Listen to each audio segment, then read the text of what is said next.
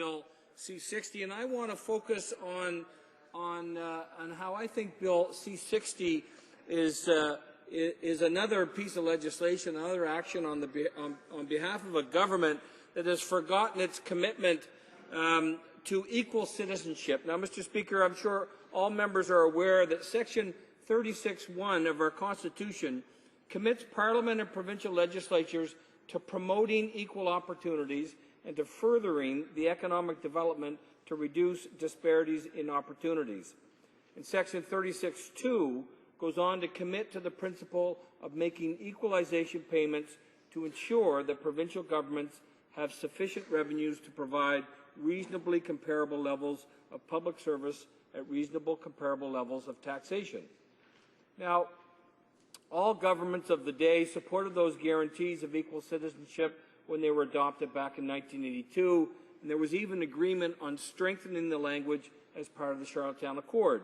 Unfortunately, during the mid-90s, the government of the day put debt and deficit ahead of commitment to sufficient revenues for the province, but at least they spread the pain more or less equally. Now, the current government, Mr. Speaker, and Bill C-60 is a reflection of this. They were elected back in 2007 on a commitment to fix the fiscal imbalance between the federal government and the provinces. But since then, they have backed away from this commitment and done it in a way that inflicts greater pain on the less wealthy provinces. The first step came in 2008, when without any warning, the Minister of Finance imposed a ceiling on equalization, essentially scrapping a formula that was the product of several years of consultation. And it was frankly a betrayal of the equalization receiving provinces who had agreed to a new per capita funding formula for health and social transfers because they believed that the new enriched equalization program of 2007 would help them to deal with their differing needs and fiscal capacities and enable them to meet their commitments to providing, quote, reasonably comparable levels of public services at reasonably comparable levels of taxation.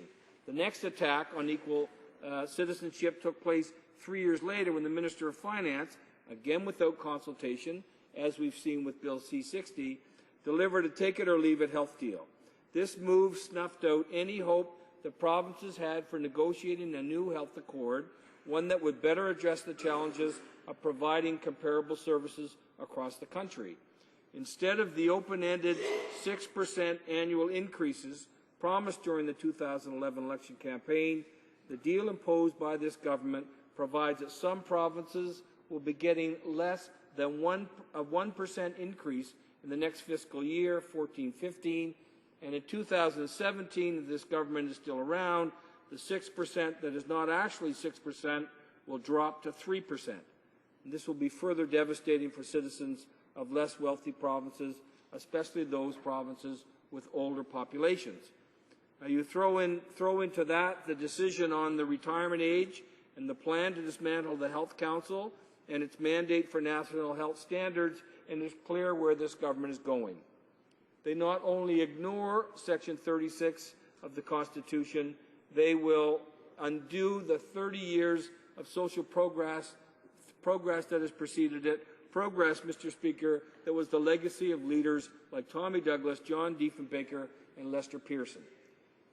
Now, having promised to fix the fiscal imbalance, this government has instead made it considerably worse. Since 2007, transfers to the wealthier provinces have gone up at a faster rate than to the less wealthy.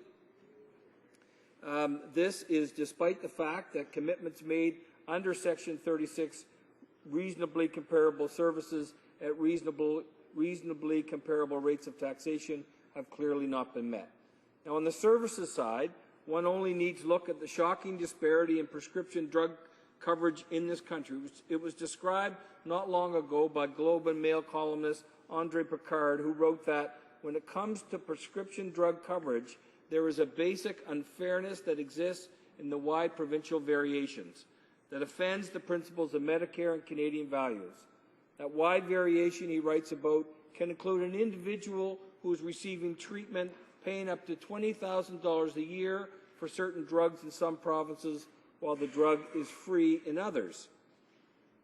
On the taxation side, there's also wide variation of provincial taxation that defies the definition of reasonably comparable.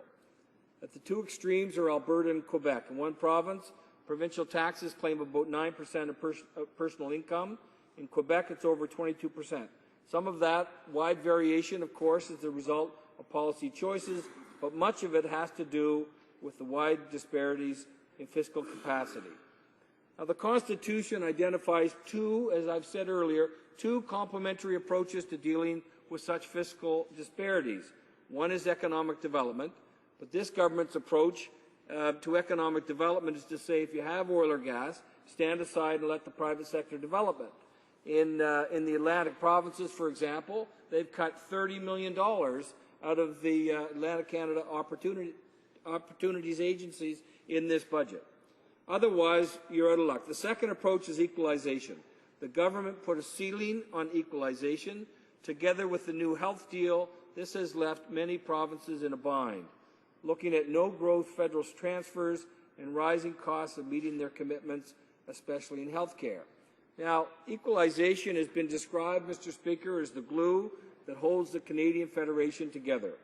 The Minister of Finance decreed back in 2008 that the Canadian government could no longer afford applying as much of this required glue.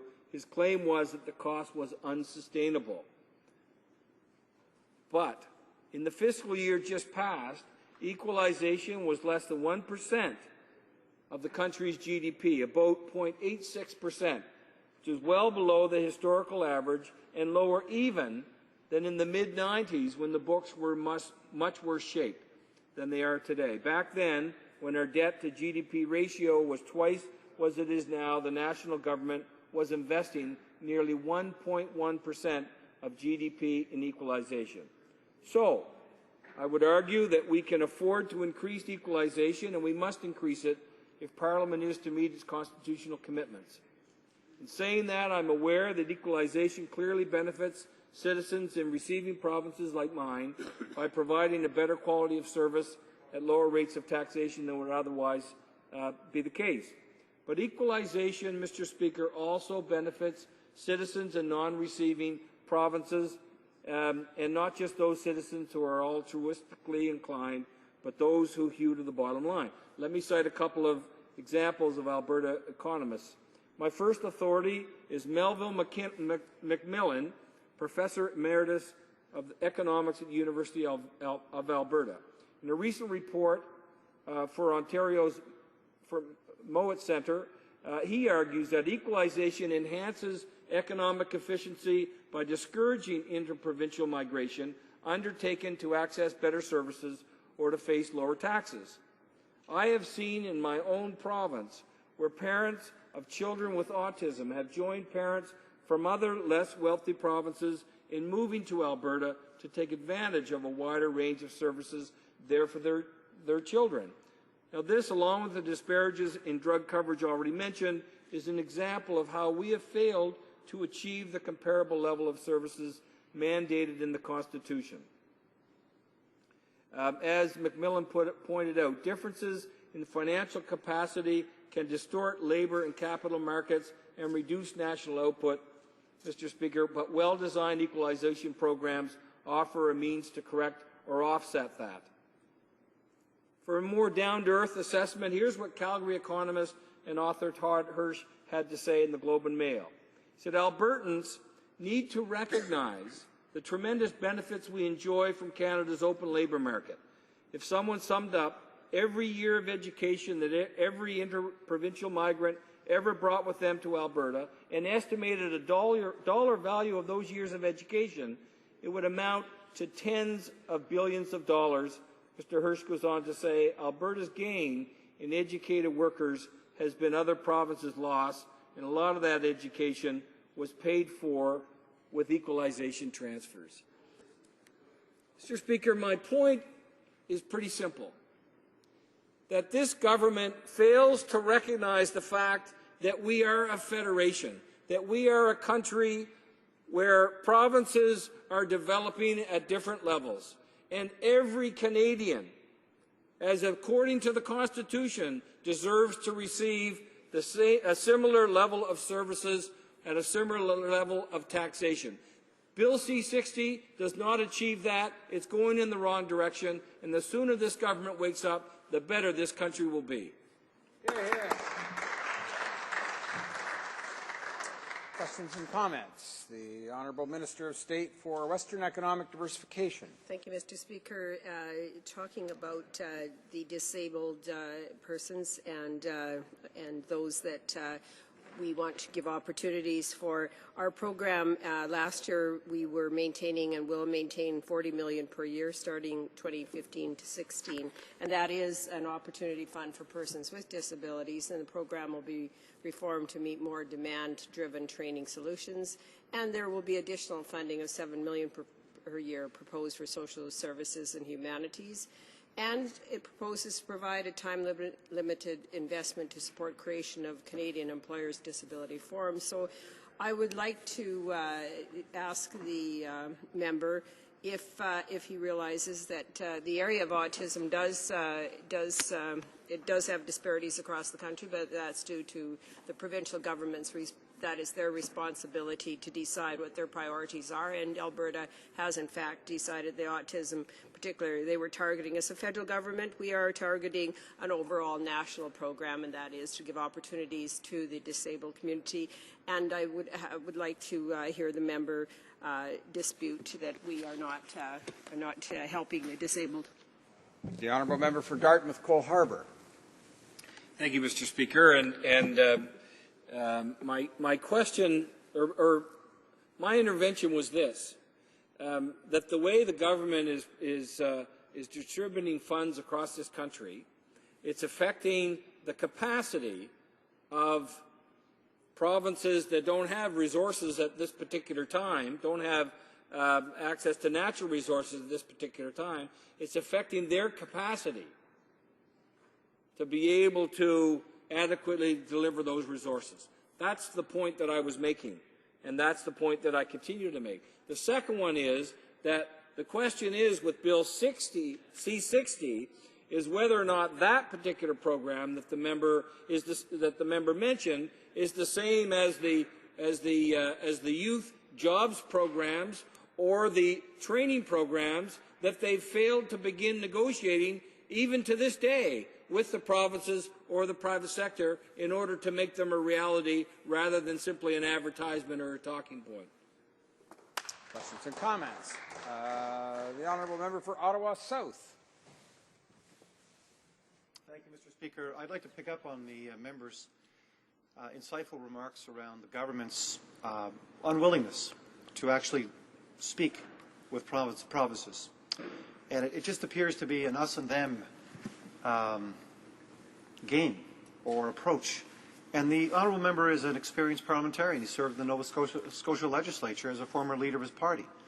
Has he ever seen the kind of thing we're seeing today, Mr. Speaker, where the government is now running television advertisements telling Canadians about a training program in the country which actually doesn't even exist, with small little words at the bottom of the caption saying, subject to parliamentary approval.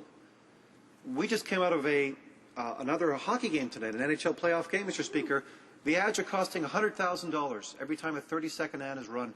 Has he ever seen this kind of approach to spending Canadians' taxpayer dollars in his political life?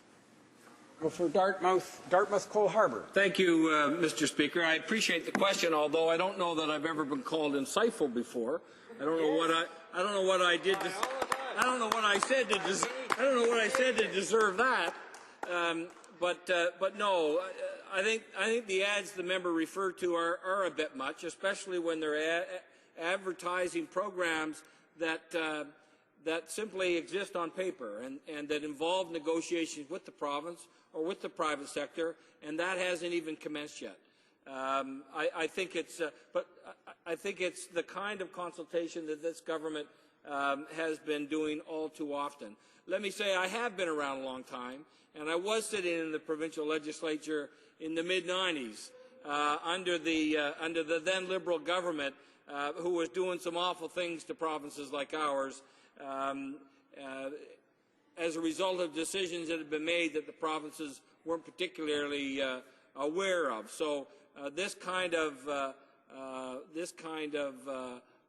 autocratic behavior by a federal government is being brought to a finer point, perhaps, under this government, but it has been around for a while.